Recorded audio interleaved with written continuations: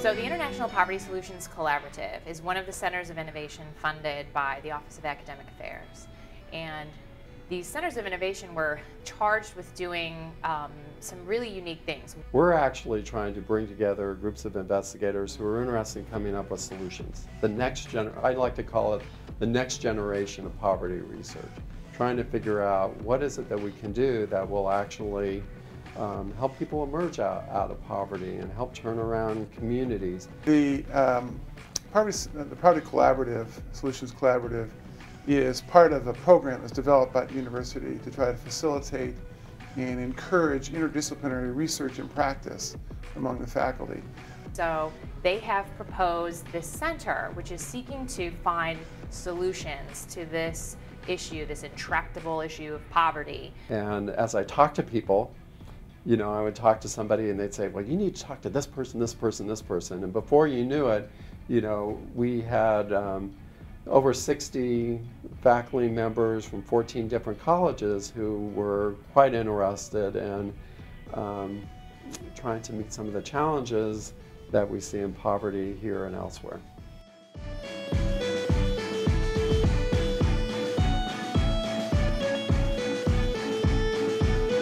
There's a lot of psychological issues with people in poverty.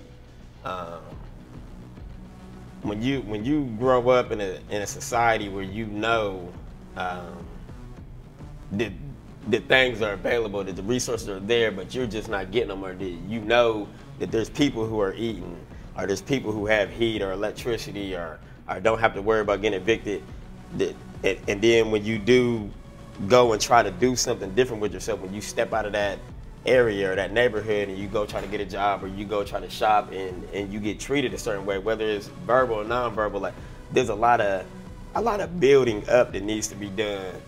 You have to engage the residents in the community and their development, in the development of the community, because quite honestly, this is our neighborhood too, the neighborhood of the university as well as the neighborhood of the community.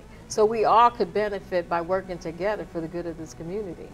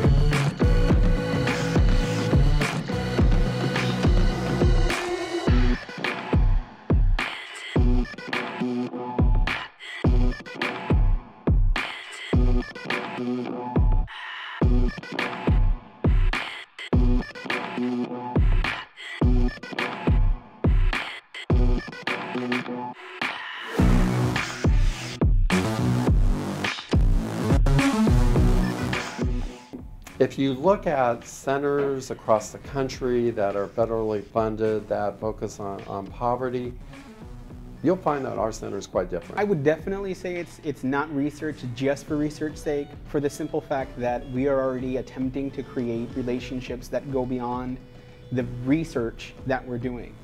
And it's going to take a comprehensive, holistic type of endeavor to do that. If it just took money to solve the problem of poverty, it would have been solved a long time ago. And it's not going to be easy. You know, I sort of look at this focus on applied research as an iterative process. There's lots of good ideas out there.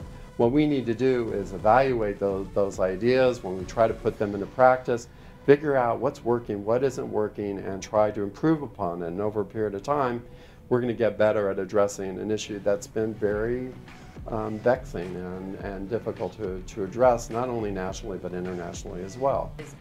Okay, we know that's the reality, So now what can we do in very incremental ways to have an impact on that experience for somebody? So definitely more an applied focus than a policy focus. I realized that we knew a lot, but that we really weren't applying our knowledge in the kind of fashion that would put together these solutions that will really make a difference. That is our charge, to do work not just for the work itself, but to also change the lives of people in a way that's positive. And I believe that that is really the bedrock of these centers of innovation.